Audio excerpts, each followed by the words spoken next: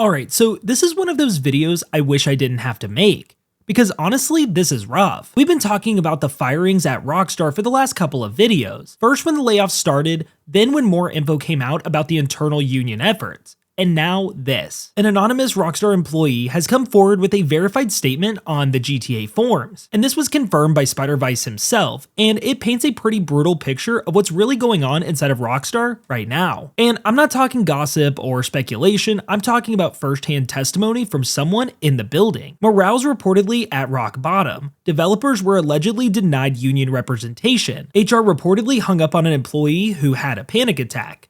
And people were fired over a Discord group that, according to this statement, never leaked a single thing. So yeah, it definitely doesn't look good. Now, if you followed my last two uploads regarding this topic, you already know this story has been developing fast. Rockstar laid off more than 34 employees across their UK and Canadian studios. Most of them were longtime devs, senior artists, QA leads, animators, and even producers. Some had been there for 15 to 18 years. Rockstar's official word was gross misconduct related to Discord posts that got them fired. But insiders and now this verified employee are saying that's a cover story. And now for the first time, we've got the clearest picture yet of what actually happened, straight from someone inside of Rockstar North. Alright, I'm gonna read this statement in full because it deserves to be heard without spin. Now, this isn't rumor mill stuff, this is coming from someone who's on the inside. The post begins with, "Hey everyone, Rockstar employee of many years here. Understandably, I want to remain anonymous due to retaliation from the company, but I may be willing to verify I'm an employee with Spider-Vice via DMs if required.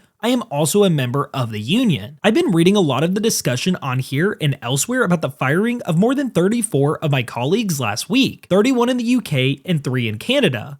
And I've seen a lot of disinformation and lies that are really concerning, particularly concerning how so many folk are willing to believe the company's excuses. Last week, my colleagues who were in the studio were each individually messaged by HR for a short friendly meeting, under the friendly guise of, "Hey, are you free for a quick chat?" Upon attending this meeting, they were handed an envelope with a short letter stating that their employment had been terminated for gross misconduct regarding posts made in a Discord. They failed to provide any evidence when asked, nor was any stated in the letter, and did not divulge any other information or reasoning. They refused their right to union representation in the disciplinary meeting, which is against UK employment law, and were formarged out of the studio with the meeting lasting less than 5 minutes. For colleagues who were not in the studio that day, they received a phone call from HR that lasted less than 2 minutes telling them they were fired and that they would receive the same letter as above. I am aware of one employee who had a panic attack at this moment, and HR hung up on them during this panic attack, not caring about their well-being. These colleagues of mine were hard workers who have spent many years at Rockstar in critical roles,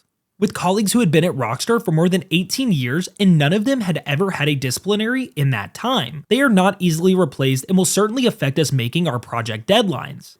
These are very senior artists, animators, QA testers, designers, programmers, and producers, including leads, all super talented people who are proud of their work over multiple Rockstar titles, and all they wanted was their best for Rockstar and their fellow colleagues. Some of these members were off sick, recovering from surgery, or on paternity leave, fired without pay, losing their careers, and putting them into hardship in the lead up to Christmas, and even potentially losing their visas to work in the UK. Let me make this clear, I never saw any discussion/leaking of Rockstar projects in the union Discord. The only ever discussion was around unionization efforts and the working conditions at Rockstar. The Discord wasn't public, it was a private Discord group that only contained Rockstar employees and the IWGB union officials. This was union busting and nothing else. Everyone fired was a union member, and they were also predominantly from those who were on the union organizing committees of each UK studio. Just 1 week before, the union had reached 200 members, taking us over the 10% threshold required to seek recognition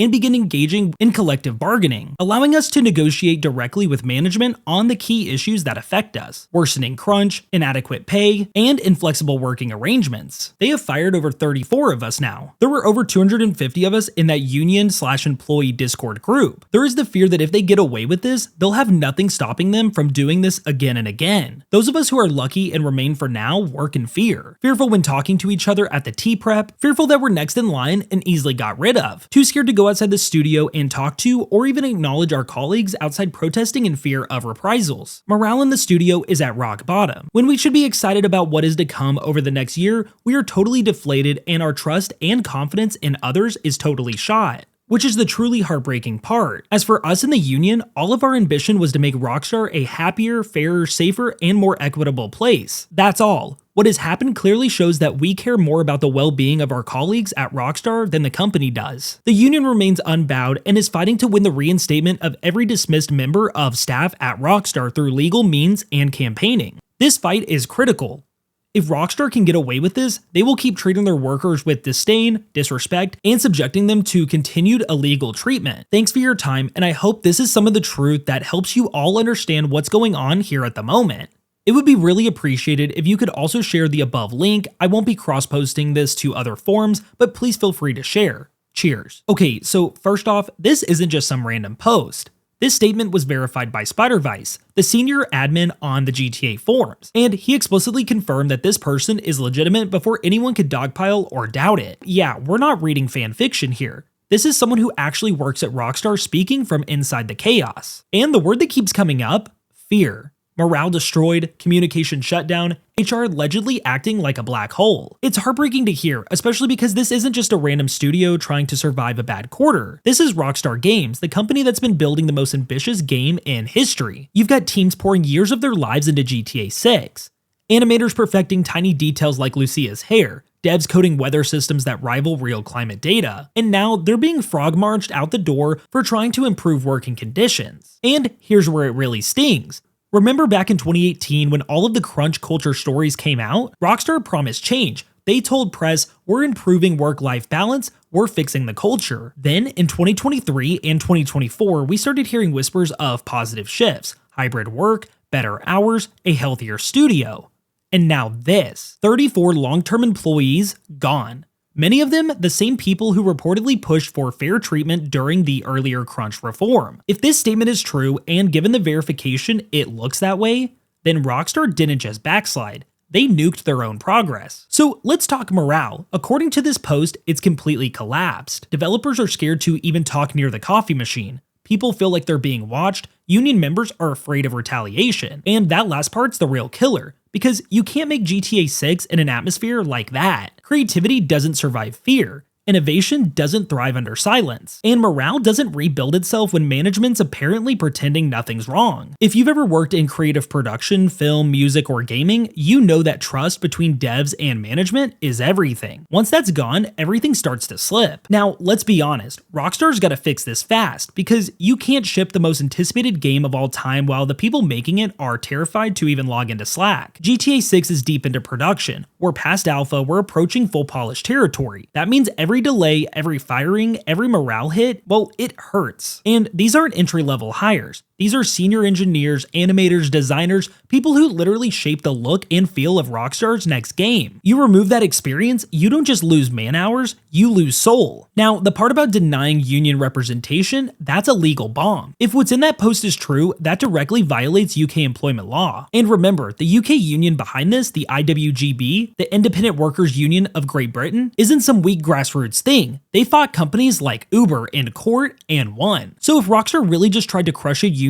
right as it hit the legal recognition threshold, that's not going away quietly. There will be investigations, appeals, public scrutiny, maybe even government involvement. This isn't some side controversy, it's potentially one of the biggest internal scandals Rockstar's ever faced. We've always known Rockstar's creative chaos is a part of what makes their games so good. But there's a fine line between creative chaos and corporate dysfunction. If this is true and the studio's now operating under fear, secrecy, and paranoia, that's not sustainable. And remember, we've seen this story before. It happened at Blizzard, it happened at Ubisoft, and both of those companies are still rebuilding their reputation years later. And to be honest, Rockstar can't afford to be next. Not with GTA 6 and not with the recent delay. Look, I've said this before and I'll say it again. Rockstar's best work has always come from their people. From the artists who obsess over puddle reflections to the programmers who make Lucia's hair react to the humidity in Leonida. These are the people who make Rockstar, well, Rockstar. And if this statement is true, then management just turned their backs on the very foundation that's building GTA 6. So yeah, this needs to be fixed. Not next year, not post-launch, really